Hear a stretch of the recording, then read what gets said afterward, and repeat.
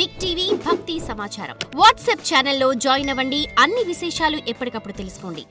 వైశాఖ మాసంలో మనం ఏం దానం చేయాలి? ముఖ్యంగా అక్షయ తృతీయ రోజున ఎటువంటి దానం చేస్తే ఏ ఫలితం కలుగుతుందో తెలుసుకుందాం. దానాలు ఇవ్వటానికి వైశాఖ మాసానికి ప్రశస్తమైన మాసంగా చెప్పబడింది. దానం చేయని దుర్దినం అని అన్నారు మన పెద్దలు. దానికి తగ్గట్టుగానే మనకున్న స్తోమత, మనకున్న శక్తి మేరకు ఎంతో కొంత దానం చెయ్యాలి. ఏదైతే ఈ చేత్తో దానం చేస్తామో ఇదే చేతిలో మనం అక్షయమైన సంపదను పొందుతాం.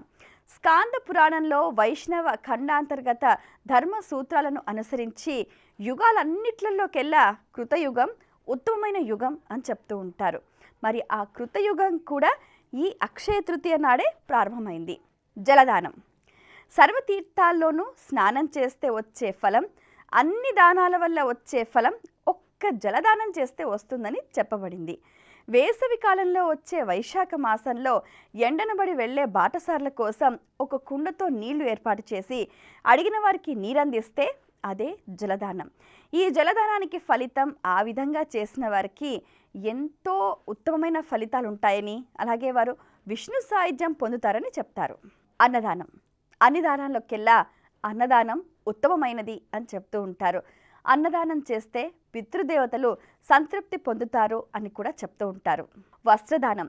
వైశాఖ మాసంలో ఎండ వేడిమితో బాధపడే వారికి వస్త్రదానం ఇచ్చినట్లయితే ఆ దాత పూర్ణ ఆయుర్దాయంతో ఉంటారని, ముక్తి పొందుతారని చెప్తారు.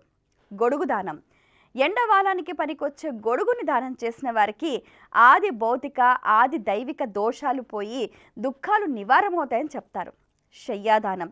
విష్ణుమూర్తి కృప వలన ప్రతి జన్మలోనూ కూడా సుఖ జీవనాన్ని పొందుతారని చెప్తారు. మజ్జిగ దానం. వైశాఖ మాసంలో మజ్జిగ దానం ఇచ్చిన వారు విద్యావంతులు, ధనవంతులు అవటం ఖాయం. ఇక బియ్యం దానం. విష్ణుమూర్తికి ప్రీతికరమైన వైశాఖ మాసంలో బియ్యం దానం చేసిన వారికి పూర్ణ ఆయుర్దాయం లభిస్తుందని, అన్ని యజ్ఞాలు చేస్తే వచ్చే పుణ్యఫలం లభిస్తుందని చెప్తారు. ఆవు నెయ్యి దానం. స్వచ్ఛమైన ఆవు నేతిని దానం చేస్తే అశ్వమేధ యాగం చేసిన పుణ్యఫలం, అలాగే వీటితో పాటు విష్ణు సాయుధ్యం కూడా లభిస్తుందని చెప్తారు. మామిడి పళ్ళ దానం. మనం గమనిస్తే వైశాఖ మాసంలో మనకు ఎక్కువగా అందుబాటులో ఉండే పండ్లు మామిడి పండ్లు, అలాగే కాలానుగుణంగా ఉండే పండ్లను దానం చేయాలని చెప్తూ ఉంటారు. అలా చేయటం వల్ల పితృదేవతలు సంతోషిస్తారని, అలాగే పుణ్యలోక ప్రాప్తి కలుగుతుందని చెప్తారు. పానకం నిండిన కుండని దానం చేస్తే 100 సార్లు గయాశ్రాద్ధం చేసిన ఫలితం కలుగుతుంది. తద్వారా పితరులు కూడా తరిస్తారని చెప్తారు. దోసపండు, బెల్లం, చెరుకు గడలు దానం చేస్తే వారికి సమస్త పాపాలు పోతాయని చెప్తారు. దానం ఇచ్చే సమయంలో దాత చెప్పవలసిన మంత్రం, దానం స్వీకరించేవారు చెప్పవలసిన మంత్రం ప్రత్యేకంగా ఉంటాయి. అవి తెలిసి చెప్తే పర్వాలేదు, తెలియకపోయినా కృష్ణార్పణం అంటూ కూడా దానం చేసినా తత్సమానమైన ఫలితం లభిస్తుంది. దానం ఇచ్చే వస్తువుని ఒక చేత్తో పట్టుకొని లేదా తాకి మరో చేత్తో దానగ్రహీత చేత్తో నీటిని వదలాలి. మంచి మనస్సుతో ప్రతిఫలం ఆశించకుండా భగవంతుణ్ణి మనసులో ఉంచుకొని చేస్తే ఏ దానమైనా కూడా పరిపూర్ణమైన ఫలితం లభిస్తుంది. ఈ మాసంలో బ్రాహ్మణులకు గంధం, పూలు, పానకం, బెల్లం నీరు కలిపినది, కదలీ ఫలాలు దానంగా ఇవ్వాలి. ఈ మాసంలో చలివేంద్రాలు, పళ్ళరసాలు, మజ్జిగ వంటి పానీయశాలలో నిర్వహించటం, విసనకర్రలు, గొడుగులు, పాదరక్షలు దానం చేయటం బహుపుణ్య ఫలదాయకం. ఈ నెలలో శివుని అభిషేకించటం, సంతతధారగా నీరు పడేలా శివలింగానికి పైన గలంతికను అంటే ధారాపాత్రను ఏర్పాటు చేయటం చక్కటి శుభ ఫలితాలను అందిస్తుంది.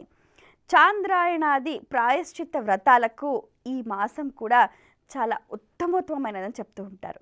ఈ అక్షయ తృతీయ నాడు చేసే దానాలు ఎంతో చక్కటి ఫలితాన్ని ఇస్తాయని, అలాగే గంగలో స్నానం చేసి పితృదేవతలకు తర్పణాలు నిర్వహిస్తే అసలు వారికి ఉత్తమ గతులు కలుగుతాయని చెప్తారు. ముఖ్యంగా యవలు, గోధుమలు, చెనకాలు మొదలైన వాటిని నీళ్లతో నిండిన కుండలను యథాశక్తిగా దక్షిణ తాంబూలాలతో బ్రాహ్మణులకు దానం ఇవ్వాలి.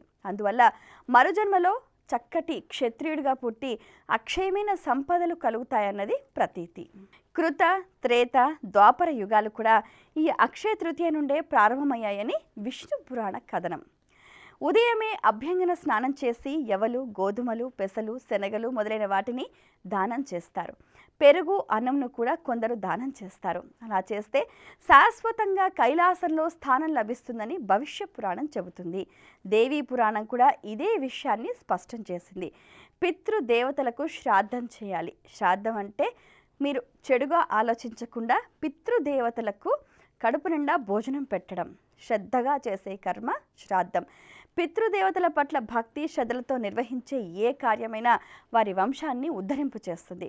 అలాగే ఈ రోజున ఉప్పు తినకుండా ఉండి చక్కెర కలిపిన పాలాలు తింటే చాలా అద్భుతమైన ఫలితాలు అని చెప్తూ ఉంటారు. ఈ అక్షయ తృతీయ రోజు చేసే జపాలు, హోమాలు, పితృ తర్పణాలు అక్షయమవుతాయని స్మృతి గ్రంథాలు చెప్తున్నాయి. అక్షయ తృతీయ రోజున గొడుగు, చెప్పులు, గోవు, భూమి, బంగారం, వస్త్రాలు, నీరు నిండిన ఘటము దానం చేస్తే ఎంతో పుణ్యమని భవిష్య పురాణ వచనం. ఈరోజు చేసే పుణ్యకార్యాలు క్షయం కాకుండా ఉంటాయని, అందుకే దీన్ని అక్షయ తృతీయ అంటారని శ్రీకృష్ణుడు ధర్మరాజుకు చెప్పాడు. ఈ రోజున ముఖ్యంగా ఉదకుంభదానం అంటే నీటితో కుండ దానం చెయ్యాలన్నమాట. చలువ కలిగించే పదార్థాలు, పానకం, వడపప్పు వంటివి విష్ణుకు నివేదించాలి. మామిడి పళ్ళు, విసనకర్ర విష్ణు ప్రీతిగా మనం దానం చేయాలి. ఇలా భక్తి శ్రద్ధలతో ఏది దానం చేసినా ఆ ఫలితం అక్షయమవుతుంది.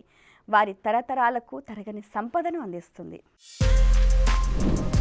For more videos like this, subscribe Big TV channel.